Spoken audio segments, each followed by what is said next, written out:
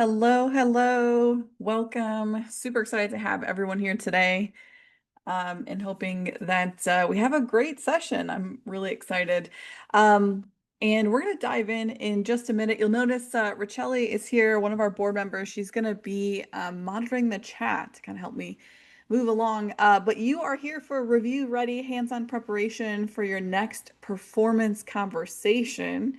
And of course, it's September. I can't believe October is right around the corner. Q4, a lot of organizations kick off their performance process in Q4, Q1. Some people do it mid-year, some people do it in Q3.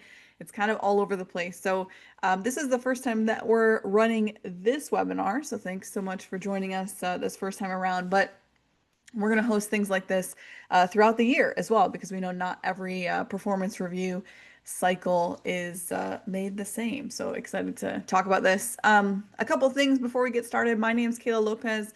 I am the board president with Women with Potential, but in my day job, I am head of people for a national firm. And so I'm very close to performance reviews. It's one of my favorite things to talk through and help people with. So I help leaders, I've trained team members on performance reviews, I've created performance review models, and really like to learn from my peers as well in the space on things that are emerging trends. Performance reviews are always changing. And so the best way that we can show up and help team members is what I'm always looking out for. So I'm going to walk you through some things that I think can help today, and we'll get into it. Now, while we're getting started, please feel free to drop in the chat where you're watching from, and we are recording. So if there's any pieces of this that you miss, we're going to send it out afterwards as well. So in addition to that, we're also going to send out the deck itself, so you can download that.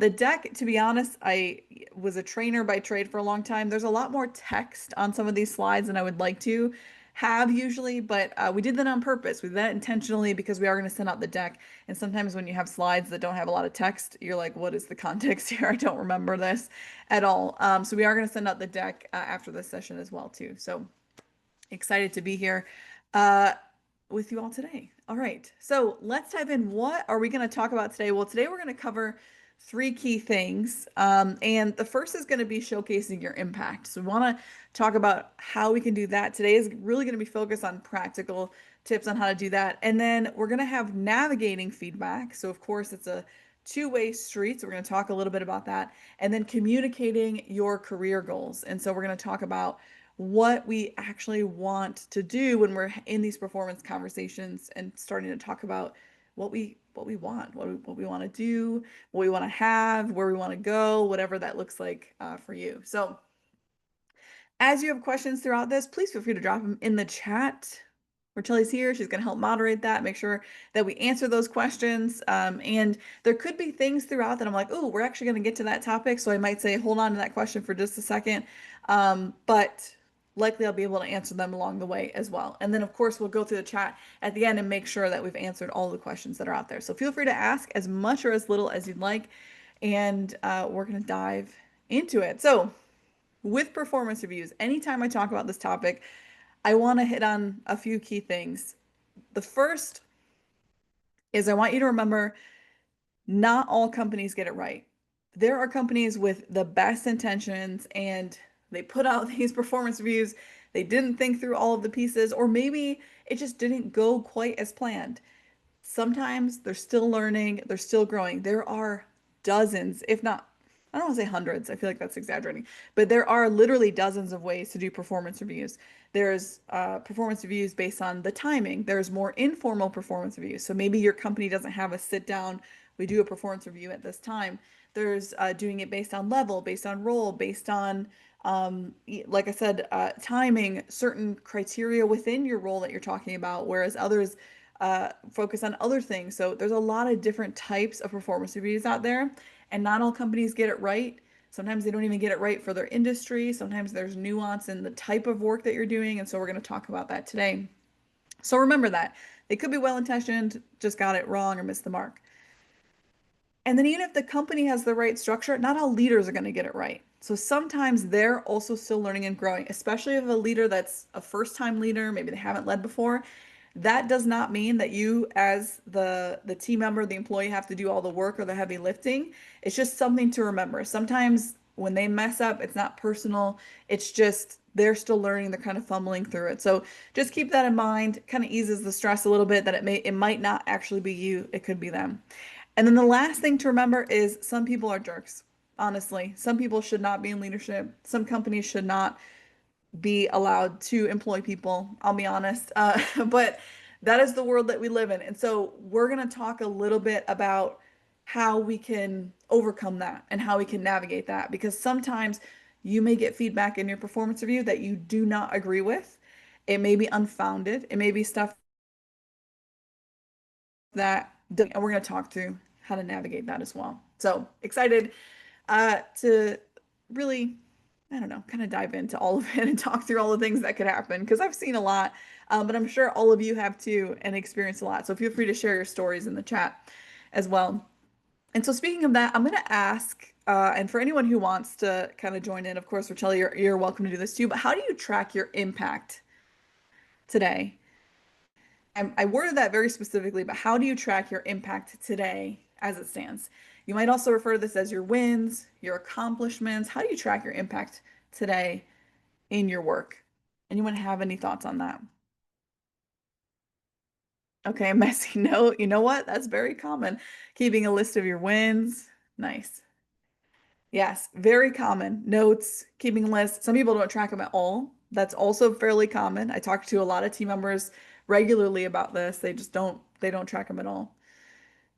And then some folks might also sit down at the end of the year and just try and remember everything. And so I want to talk about this in a little bit different context than we normally do, because I think a lot of people, even though they keep a list, even though they keep their messy note, as Rachel said, even though they sit down at the end of the year, I think a lot of people miss what they're actually contributing to the organization. There's things that they're doing that actually have a larger impact than they think they do. And so the reason why I say impact is because that is what a leader and a lot of decision makers, executives, senior leaders, that is what they're focused on. A lot of times they're focused on what is your impact? Yes, you have your tasks. Yes, you have your projects, but what is your actual impact that you're having in the organization? And so there's a lot of different ways to slice and dice roles, skills, capabilities, wins, all of these things. And so I'm going to really focus on activity types. Okay. So there's four different types of activities, and your role may have a blend of these. So maybe you do projects, but you also focus on business strategy. Maybe you're a leader who also does production work. And so I'm going to talk about what each of these activity types are and how that's going to blend into tracking your impact and your wins or your accomplishments. And so production roles are what we consider like sales or people actually working in the business. So for example, if you are a shoe manufacturer, that's going to be the people that are working with companies to sell the shoes. That's going to be the people making the shoes, the people shipping the shoes. They're actually working in that product or service, whatever that is. And it doesn't only have to be product based, it can be service based too. If you're delivering some sort of, software or something like that, it could be the people selling it. It could be the people who actually are, potentially doing some of the changes in it and actually doing the work to lift it up. Now, project based folks, those types of activities, that's going to be folks that are really changing the way that work is happening, or whether it's introducing new work, whether it's changing the way a process works, whether it's launching some sort of resource. Those are our project-based people. And so they're not necessarily in the work. So you might see this, like I'll use my shoe manufacturer, which is a really random example. But I'll use that as an example. So a project person or a project activity might come in and they would say, hey, we should change this assembly line around. And here's what we're going to do that. And so that project person is really focused on actually making sure that that assembly line gets changed around. A strategy activity is something like the person deciding, hey, we should change that around, and here's why. Why are we actually changing that around? What is the purpose of that? What are we trying to achieve by doing that? And so there's that strategic work. And depending on your role in the organization, you might actually do all three of these. I've met production people who are also very strategic in addition to their day-to-day production role, a sales role, an account manager role, they also have ideas on how to make the business better and they take on the project to actually do it. So again, these are activities, not necessarily roles, but some roles are primarily that. Like a project manager, most of their work is going to be project based. And someone who's on an assembly line, most of their work is probably going to be production based. And so again, just activity types, and your role could be a blend of these. And then the last is leadership. And when in this context, I'm talking about actually leading other human beings. So leadership, a lot of leaders actually will be all, they'll have a blend of all four of these, but I'm going to talk specifically about leadership activities. So actually leading other human beings. Okay, so those are our four activity types and how I'm kind of bucketing it out. And the reason why I'm doing that is because the way that you track your impact and how you articulate that in your performance reviews may change because a lot of times I'll sit down with a tech person or I'll sit down with someone who's in project management or I'll sit down with someone who's working on more strategic work and they say, well, I can't track my impact. I don't do sales. I don't have a number that I can track. I don't have something like that, something tangible. And they really struggle with this piece of performance reviews. And so that's what we're going to try and overcome here today. So anyone have any questions so far? What questions do you have so far? Nice. Okay, cool. All right. Yes, it's sometimes it's hard to track wins. So I totally understand that. Okay, so let's talk through some examples. First, production based. This, in my opinion, is the easiest because most of the time in an organization that, in my opinion, kind of has their stuff together, they already have your goals here. They already have sales or units if you're making something or selling something. They already have what those goals should be. What are your targets? What are the things that you should actually be achieving? And a lot of times they also have client feedback surveys. So depending on what you're working on, you can directly see your client feedback. Even if you're in a production environment or something like that, you can see like what is our client saying about what we're doing, about our product, those types of things.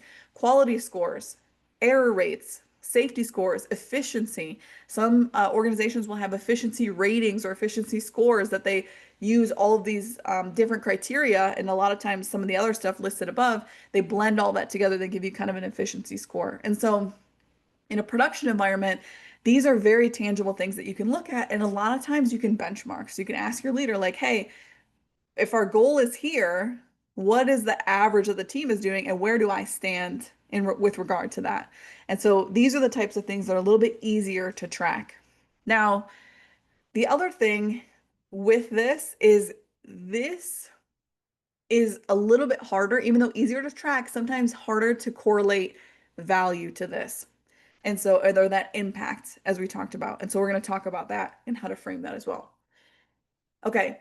What questions do you have on production? Nice. All right. Like I said, drop them in the chat if you got them. Okay, project. These are pretty good because they also, I'd say it's a little bit more challenging than the production, but I do still think this is fairly easy. So you can track project milestones. Are you hitting them? Are you meeting those deadlines? What have you actually accomplished? Stakeholder feedback, project success metrics, which we're going to talk about more about later because those are really important. And then budget, that's a huge one when it comes to projects. And so when you're looking at that, if you're a project-based person, there's a lot of different things that you can track along the way, but many of them you have to define upfront, which is when we talk about like project success metrics and budget. You have to have a clear vision of what this project is intending to do in order to track that. Now, even if you don't have that, there's still ways to do that. We're going to talk about that as well. And then any questions on project? All right. Nice. I like it. Okay, so the next one is strategy and leadership. So under strategy, a lot of times these are going to be a little bit higher level roles, not always, but you're starting to move up into your mid to senior level when you're in a strategic role or activities. And so you're focused on financial comparison, the strategies that you deploy, how is that impacting the bottom line? Risk mitigation, or how does it prevent us from doing something? You see this a lot in manufacturing as well. If you decide from a strategic perspective to start working with a different vendor. So that way you don't have supply chain issues. So you start diversifying your vendor pool. So that way, oh, if this vendor goes down or they come into hard times or they're missing their product, we still have another person or entity that we can purchase from. That's a risk mitigation type of strategy or technique. And so you'll see that with those. How did whatever you did, how did that impact the company either financially positive or mitigate risk for them? Innovative implementations also kind of play into strategy. If you're using a new technique, if you're digitizing things, if you're automating things, those types of activities, and then client experience, and then talent growth and retention. So you see this a lot on the leadership and strategy side. How can we do different strategies to promote talent growth or to retain people? And so you see that quite a bit for a lot of different reasons. That could be automating certain roles, it could be different promotional activities, it could be any financial things. So there's a lot of things that kind of play into strategy. And then leadership, again, just talking about the activities of leadership, not necessarily the role, because a leader may also work and project work and production work, depending. Focus on team performance, the growth of the individuals on your team, engagement metrics, and efficiency metrics. So a little bit of crossover between leadership and production, but those are really important things that we're looking at. Now, like I said here, leaders may pull metrics from all of the other ones. Again, your role is like its own little recipe combination of these four things. Some people will have no leadership and they're focused solely on production. Some people will be little production, little project, or little project, little strategy. So it really is depending on your role. Okay, what questions do you have on our activities? Because we're going to go into some examples of this too. Okay, nice. We're rolling right through. I love it. All right, so one thing, I love it. One thing that I want to note, and has anyone ever heard of ABC, always be closing? Have you heard that term before? Always be closing? Yes. Yeah, it's sales world and real estate. I come from mortgage as well, so it's really big there. I kind of reframe that and always be compiling, always your win list. And I love that Jenny had said this earlier. Always be compiling because you will forget things that happen throughout the year. So whether or not you have to, kind of put together some sort of cadence or whatever it is, always be compiling your wins because guaranteed you probably have them. And if you're part of the table, I don't know if any of you are part of the table, but if you're in the table in that community, we actually solicit wins like every week. And we say, hey, what are your wins for the week? Because it's to reflect and remember those. It's not arrogant. It's not, and don't get me wrong. When you go to your performance review, don't give them a list of 42 different wins that you've had throughout the year, but it helps you keep track of them and then showcase which ones or select which ones you want to showcase. So important there. So always be compiling. Now, 3 ways to stay relevant as you're compiling these lists, because you don't always want to just bring the list and just slap it down and say, here's everything. But there's ways to stay relevant as you're compiling throughout the year. So it's not just a breakdown at the end of the year or during your performance review of that. And the reason why I say that is because you actually can have a lot more, I should say, an easier time getting what you're looking for if you stay relevant throughout the year. And so bring that list that we're talking about, that list where you're compiling, bring it to your one-on-one conversations that you have with your leader, review it regularly throughout the year. Another thing you can do, and this helps you with that list, is create a culture of celebrations on your team. Just because you're not the team lead, if some of you aren't actually leading the team, you can still create that. And you can say, hey, whatever it is with your project group, if you're leading a project with your team, say, hey, every Friday, or we use Friday because it's the end of the week, but it could be Wednesday if you need that Wednesday pick me up. I want to hear what everyone accomplished so far or what they're proud of or a win that they had. And you start to create that culture of celebrating other folks, and you can be celebrated too because you can also share your contributions. So again, those things are starting to make it so that your accomplishments, your wins, your impact are being communicated throughout the year. So it's not just all a dump on your leader, right when you're ready for performance review. You are showing people, hey, I've got something. You are in a strategy role, leadership role, any project work, please host those rapid going to act organizational impact. Hey, in the X, blew it out of the water. And so that's super important as you're trying to make it, can't only think about performance to believe that you guys are not doing that. You folks are not doing that because we're all on this call right now and most people's performance reviews aren't for several months. So excited to have you all here for that. So questions on ways to stay relevant throughout the year. Okay, nice.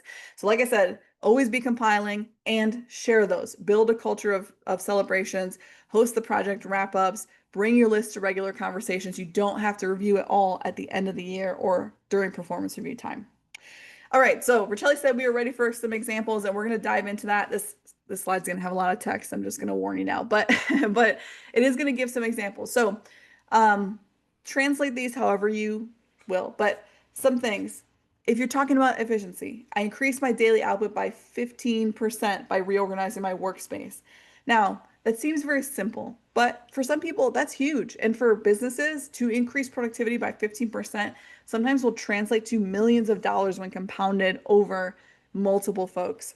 Quality, I helped reduce product defects by 25%. Another thing that directly impacts the bottom line of the business. My team delivered the new customer portal 2 weeks ahead of schedule, which means one, we're more efficient as an organization. The other folks had time to plan, other teams had time to plan with that, and we enhanced the client experience. That's good. We're saving money. There's so many times in an organization where projects are late and it costs a lot of money. So definitely showing your impact there. Client satisfaction. I improved client communication, which directly led to them renewing their contract.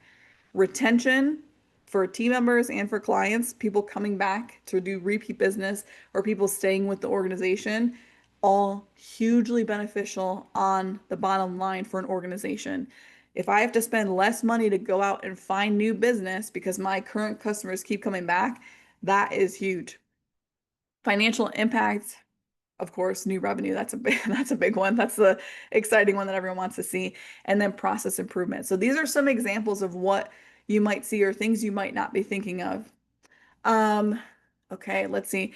Racheli says, what would your suggestion be around keeping track of tasks and output, ultimately to determine percentage measurements? That's a great question. So first and foremost, you have to get clear with your leader on what they do expect from you, whatever that would look like. So if it's X number of um, widgets or social media posts, or maybe it's the amount that an audience is engaging with what you're doing, or it could be the number of trainings being delivered, whatever that is, finalize that with them first. Make sure that it actually impacts the business. And you can ask those questions to them. You can say, hey, okay, we've defined these numbers.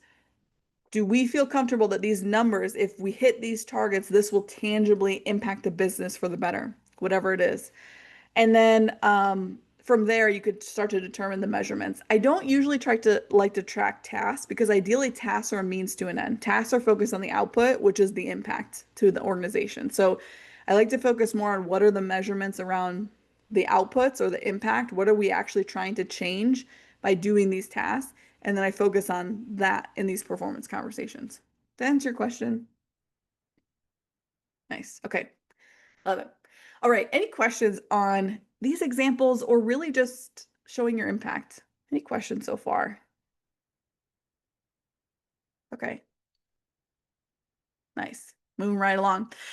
All right. So now that you have all of your stuff, you've communicated it to your leader throughout the year. They have your list when you're in your performance review of the key things you want to highlight. So pick the biggest impact things, highlight those.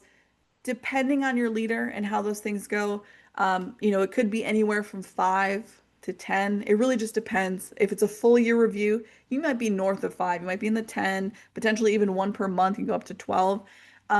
If you're in regular reviews and they're very familiar with your performance, you could just highlight, the key 3 to 5 that you were really proud of throughout the year. It just depends on your relationship with your leader. If you're fairly close and they tend to recognize you a decent amount, that tells you that they're watching, they're observant of your impact. But it's always good to still keep it top of mind and refresh them and just say, here's the 3 to 5 things that I was really proud of this year that we accomplished. Now, your performance review may also ask that question directly. I know I've also had performance review models that we've stood up that actually just ask that question outright. What are the things that you're most proud of from this year?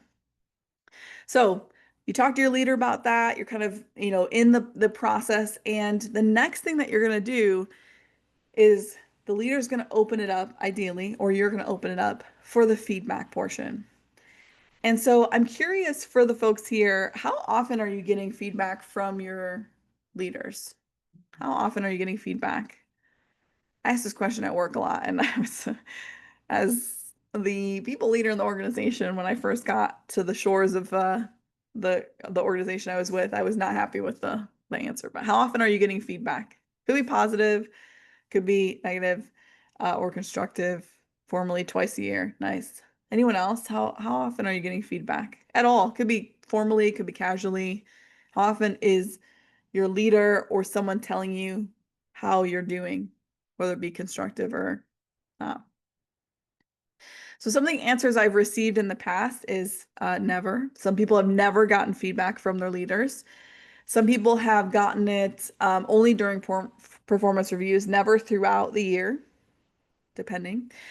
Some people have gotten it regularly, so weekly they'll actually sit down. And so it's important as you're going through this process, especially if you are not in a culture of feedback, regular feedback, it can be tough. And so I want to just mention that now. If this is your one time a year, oh, I'm really only doing performance reviews. Oh, it makes me so sad. Um, but if this is your one time a year to give and receive feedback, we want to make it as impactful as possible, especially because it's going to determine, performance reviews determine opportunity and money. And we always want to be focused on the things that result in that because money translates to all different types of things inside of work and outside of work. Money correlates to health outcomes, it correlates to family stability, it correlates to so many things as it relates to specifically women, of course, but to everyone. And so the amount of money a woman makes also impacts the economy, hugely impactful. So that's why we want to make sure that it's as effective as possible. And so I also want to remind us as we're going forward, constructive criticism is data about your impact, not your worth. We're talking about the impact. Even if you are wildly impactful, that has nothing to do with your worth as a human being. And so the reason why I'm going to talk about that is because we're going to talk about what happens when you get constructive criticism that you agree with and you're like, yep, I'm on the same page as you, or absolutely not. Because the first thing that we tend to do is we'll say, oh, it's our problem. We internalize it. We did something wrong. We're not good enough. We shouldn't be in this seat if I continue to get this type of feedback. So I just want to remind people it is about your impact, not your worth. And sometimes your impact is directly impacted by the environment that you're in. There are so many women and folks in general, but there are so many women that when I take them out of one environment, whether it's the leader they report to, the type of work they're doing, the business that they're at, and you put them in another one, their outcomes are wildly different because they're in a healthy environment, or potentially the opposite. They go into a non-healthy environment where they can now, if they're in a healthy environment, they can do so much more, their impact is so much greater. Or if it's not healthy, then we got to roll it back and they're doing less. They're actually performing less than they normally would because there's so many other stressors. So just remember data about your impact, not your worth as an individual. Okay, let's dive in.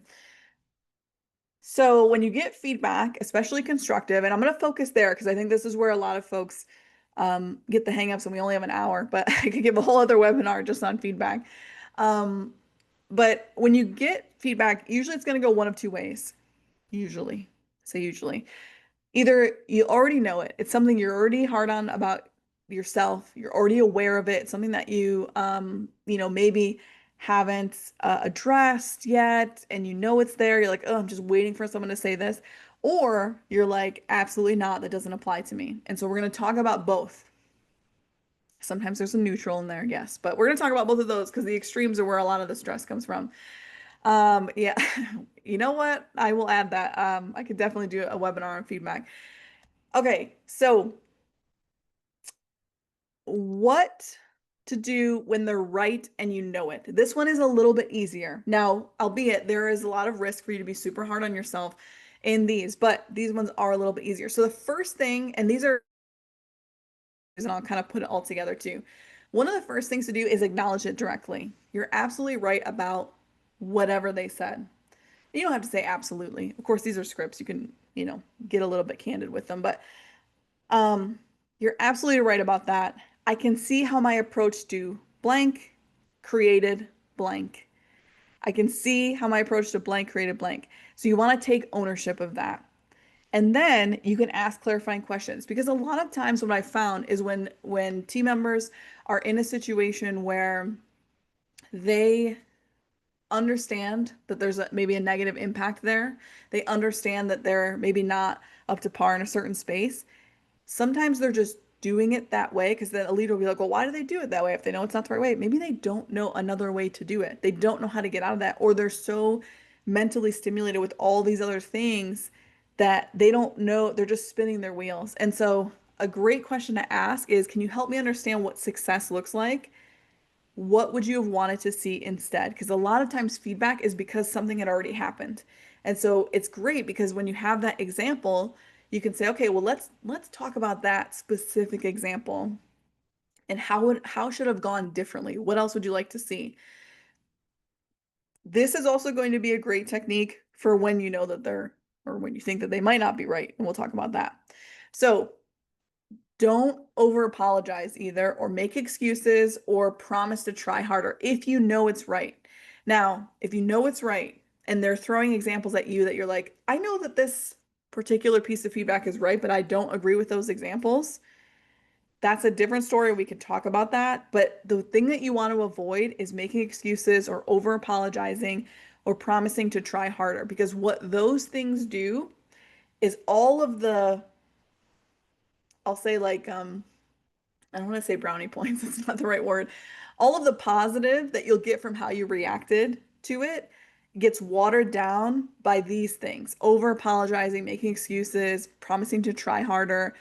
That is not the right thing. Also, promising to try harder, as a side note, that is not a specific outcome. That is not a specific commitment. That's just saying, I'll try harder. That's very ambiguous. In what way? How frequently? What does harder mean to you versus to me? So I would stay away from that in any scenario, but specifically here. And hot tip, if you're a leader and someone says, oh, yes, I'll try harder, you gotta dig into the specifics there too. So I know this is for team members and people getting ready for their performance reviews, but if you happen to be a leader, please also dig into that.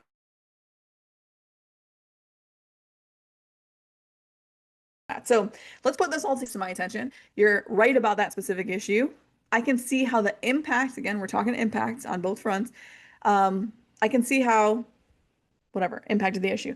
Moving forward, I'd like to, whatever your action plan is, could we set a check-in in whatever time frame to discuss my progress? The reason why this is so powerful right here is because not only are you saying, yep, I'm taking accountability, I'm owning this issue. Now you're saying, here's what I'm going to do about it. That's what a specific action plan is. And action plans can be simple. It can be like, hey, you're always late to your meetings. And you'd be like, yep, my action plan is the next 4 meetings that I have, I'm going to be early.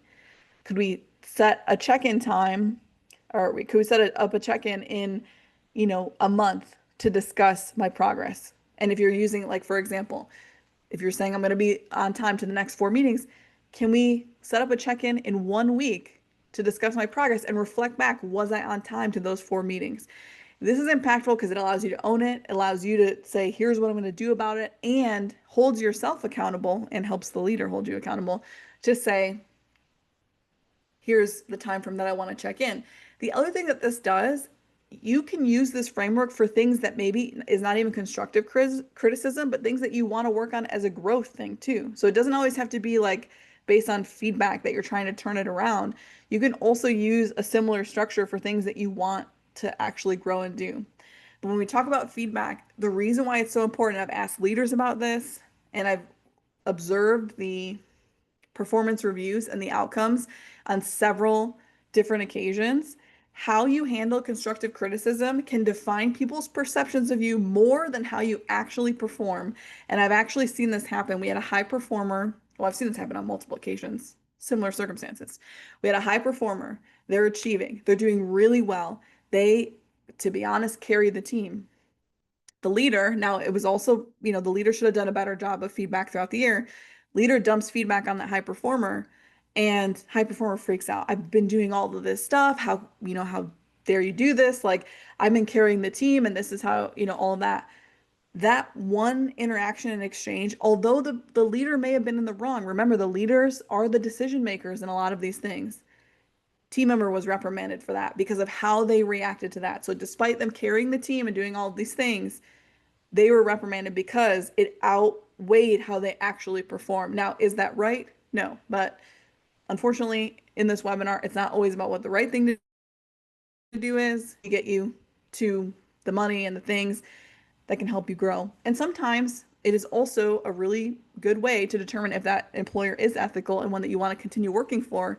But I also recognize we're in a very tough job market right now, and not everyone has the option to walk away from their employer. So how you handle constructive criticism can define people's perception of you more than how you actually perform, or sometimes as much. And so just keep that in mind as you're going through and having some of these performance conversations. Now, not all of you are even going to receive constructive criticism. Leaders are also, especially new ones, are historically terrible with even giving constructive criticism.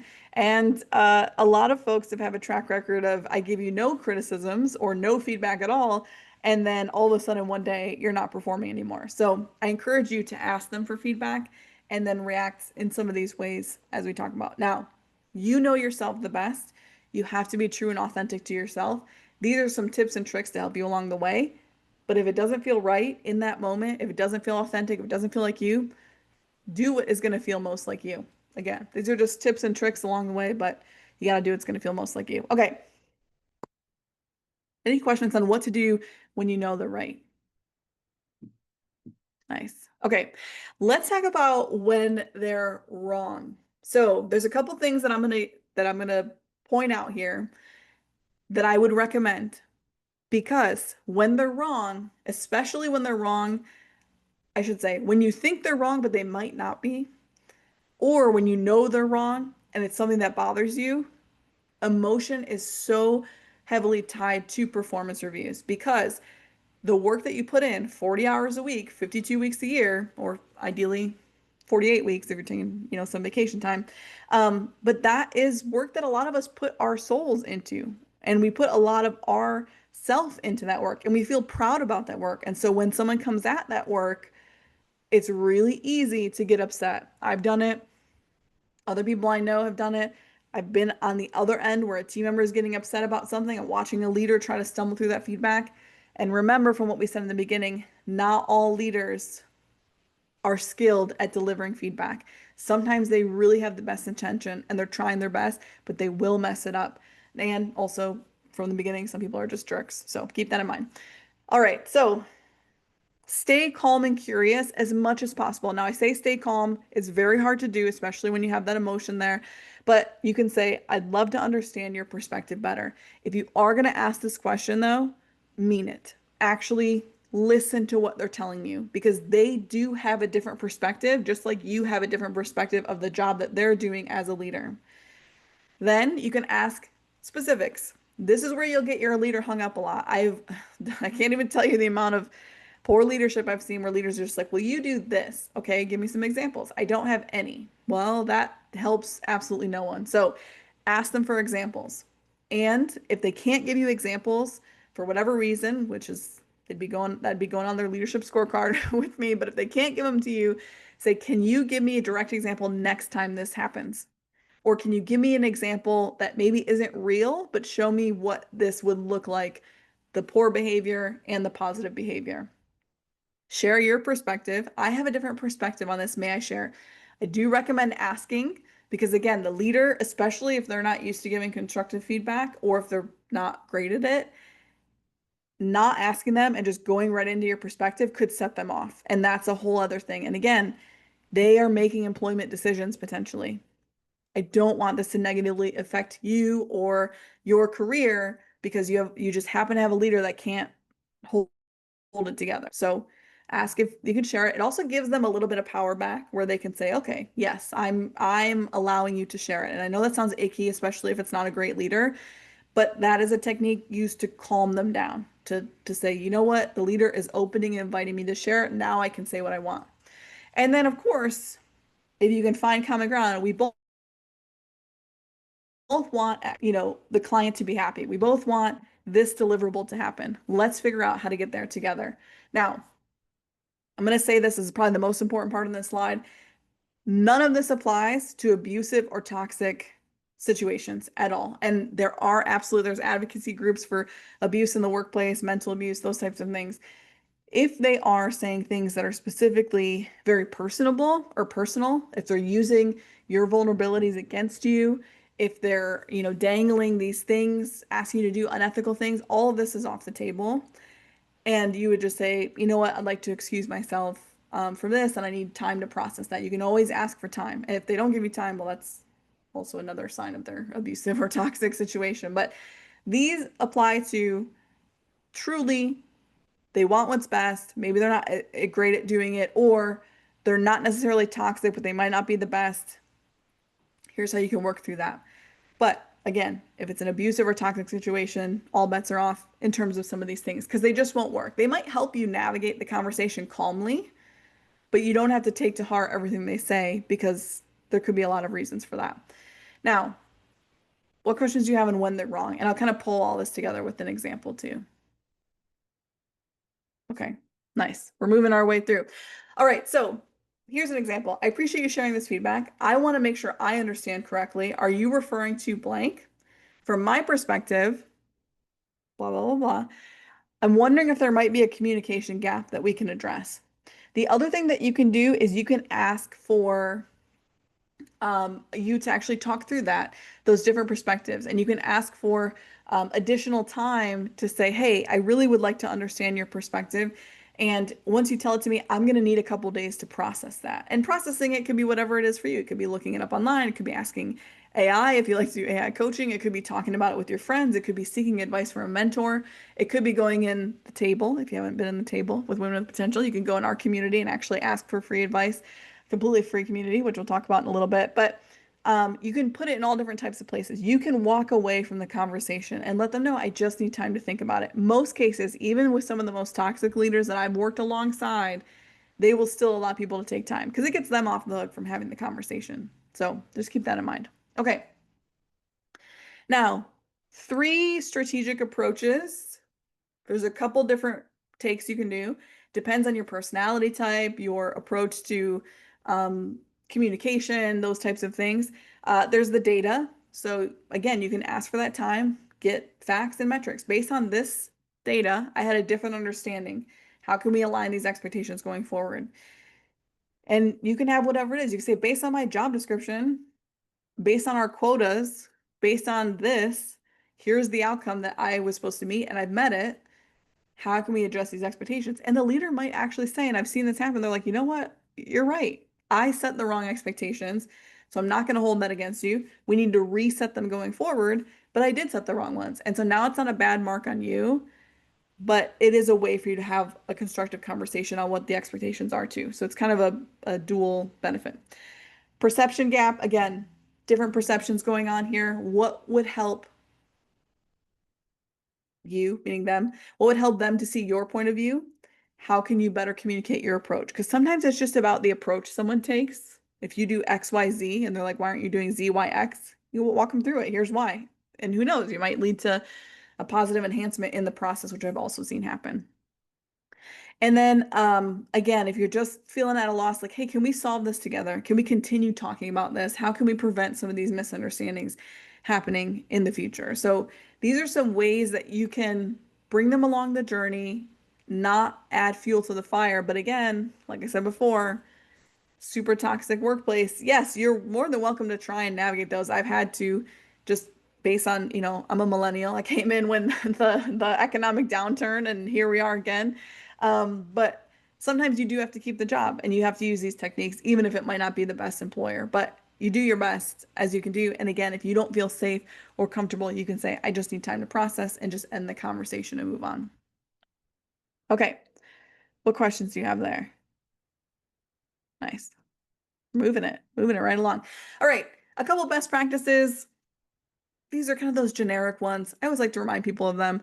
Uh, maintain eye contact, open posture, you hear those things. Um, Again, so much more research on that. Key phrases help me understand from my perspective, what would success look like? How can I improve? And I appreciate the feedback. So those are some phrases that you can use to kind of help that dialogue. And again, really boost the perception of you in the workplace and your willingness to respond to constructive feedback. And then the follow-up formula, summarize what you heard, make sure that you are clear, because sometimes you might hear it differently than how they may have intended it. And when they hear it back, they're like, oh, that's not what I meant. And they have to rephrase. So summarize what you heard, clarify any confusion, commit to that next step, and then schedule that follow-up, just like we talked about. Okay. And then again, do not apply to abusive or toxic situations. Totally different ballgame. And if you do have a certain scenario that you want to run by, again, join the table. You can DM me or anyone like on the board or anyone in there and ask for advice on a specific situation. There's also an anonymous feature in the table. If you just want to post it, but you don't want your name tied to it, you can also do that too. Nice. Okay. Awesome. I love it. Thanks, Chili, for sharing that in the chat. All right. We are sailing right along. We're into our last module, and that is, what are your career goals? And this is a question that I hear quite a bit. We ask it in our performance reviews, and it's all fun and games until people actually have to answer this question. I want to know, how many of you in the chat actually know what your career goals are? Like, you have defined career goals. Is there anyone in there that has defined career goals? No, it's okay. I don't either. Um, okay, nice. I'm hearing a lot of crickets. So that's good. Okay, well, not good, but we're gonna talk about that. It is very common for people not to know what they want from their career. I would say, of all of the people that I know in a career context, probably, and this is anecdotal, but probably less than 10% of them know what they want out of their career. And so there's a couple different ways to do this. The first technique, and this will be in the PDF that we send you and also the recording. So you don't have to like furiously write all these down. You can also take a screenshot if you want. But one of the first techniques that I recommend is ranking the order of importance of these things, because sometimes these things will help you identify where you want to go from a career context. If, for example, you want a lot of that work-life integration or balance, depending on how you look at it, um, but you are working to take on more work and be involved in 6 different projects and lead a team all at once, you are not going to hit that work-life integration. And in fact, your career goals are like directly um, going against what is important to you. And so that leads to burnout and exhaustion. And so one of the first things that I recommend when people really don't know what they want is you can rank things like this in order of importance, or you don't even need to use this list. Just rank what's important to you from a career perspective. What are the things that really matter to you? Because sometimes going after that promotion isn't going to get you the learning and growth that you want. It just gets you a title and maybe more money. Maybe there's also promotions without increases. That's a different story for a different day. Um, but there are those types of things that exist. And so there is a lot to be said about getting clear about what you want. What do you want your life to look like? What do you want your work life to, or your actual life, but what do you want your work life to look like? And what energizes you in what you're doing or what drains you. And this is it's not in this presentation, but separate tip. There's actually a book called, I think it's like The Six Working Geniuses. I don't know the formal title of the book, but look up Six Working Geniuses. It's by Patrick Lencioni. I know the board knows about this because I talk about it. We did the assessment. But that specific book talks about what energizes you versus what drains you, not what you're good at. It has nothing to do with what you're good at. It's about what truly gives you joy. You might be really good at stuff that drains the life out of your soul. which is unfortunate, but sometimes we have skills that we were just born with. I don't know. Um, but what actually energizes you? So I would start there. If you have nothing at all, start there. Understand what you want out of the important things in your life and your career and what is actually energizing you and what drains you completely. So once you have those types of things written out, and you have, whether it be the ranking or your list, and you have the things that drain and energize you, you might then move to what are some specific skills you want to develop if that's part of you? What does an ideal day look like? That also can be a super helpful exercise. And then what projects would stretch me in the right direction, whatever that looks like. And then from there, you can start to create a plan and write down one to, three things that you want to accomplish in the next 6 months that get you to that ideal day, that prioritize the things that you said were important, that get you those specific skills. And this is where, when you talk about this, this is what you would bring to the performance review. You would say, hey, here's what I found is important. Here's what an ideal, day looks like. If you're willing to share that, you also might be like, my ideal day is not working. So don't bring that to your performance review. But um, here's some of the skills I want to develop. Can you help me create a plan? You don't have to do it alone either. Again, workplace dependent, leader dependent. I don't know what their approach is or their capabilities, but you can ask for advice on that too and create it together. That also gives your leader a little more buy-in to the plan because they're like, hey, I helped this person create this. I'm going to help them see it through. And they can be proud of that as a leader as well. And so those are some of the things that can help establish what your goals are and actually communicate them. And so once you have those, those goals or that plan, what are the three things that you want to accomplish in the next 6 months? I start there just because it's easier to put a time frame to it, but you could say a year, 2 years, 3 years.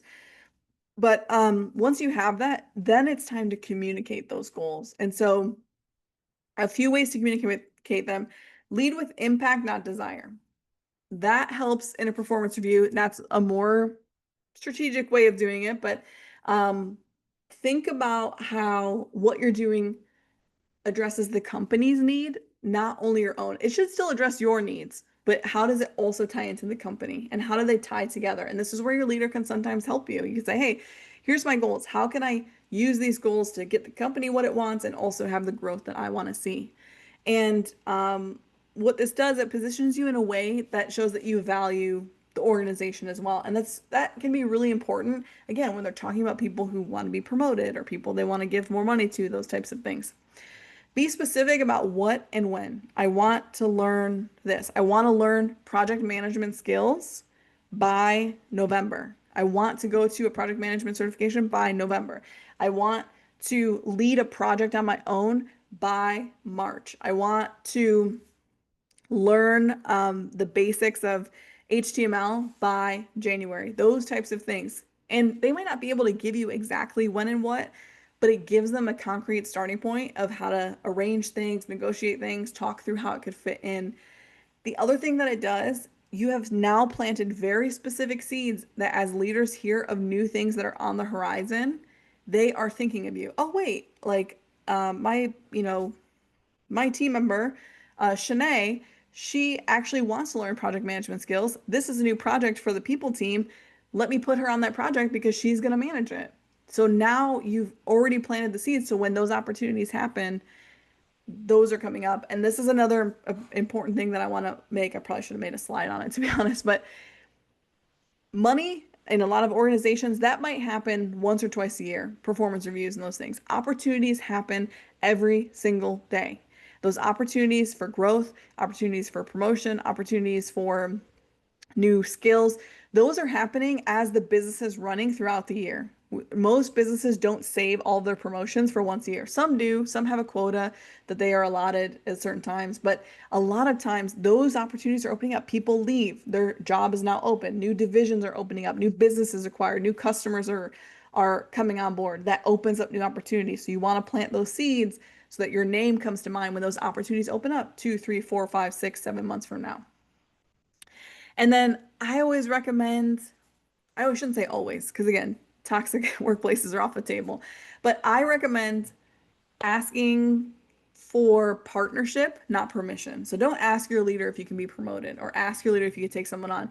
You can say, hey, I really want to take this on. I would really like your help figuring out how we can do this. Can you walk me through XYZ? So it really helps to kind of be in that. All right. So we're almost at the end. Man, the timing is actually almost impeccable here. So if you're having a hard time answering these prompts, there's a few resources I want to share, and I highly encourage you to do so. We actually have some people who might be very familiar with these resources. One, 6 months of career coaching. If you're not familiar with what Women with Potential, we offer free, completely free 6 months of one-on-one career coaching. You work with the ICF coach. It's personalized to you. It's one-on-one. You meet twice or every other week, twice a month, and it's structured. They work around your schedule. So we partner the individual getting the coaching with the coach. So that's completely free. We are a nonprofit after all, if you're not familiar with us. Completely free, open to anyone. And thanks, Jenny. Yeah, there you go. Jenny's in the program as well. So 6 months of career coaching, completely free. Highly recommend. Career coaching on average for a 6 month engagement is anywhere between $3,000 and $6,000. So we offer it free. Like I said, 501(c)(3 here. We want to make that accessible to women. So if you're not sure, it is a great time to start career coaching, especially if, well, I say any day is a great day, especially if your performance reviews are like 2, 3, 4 months from now.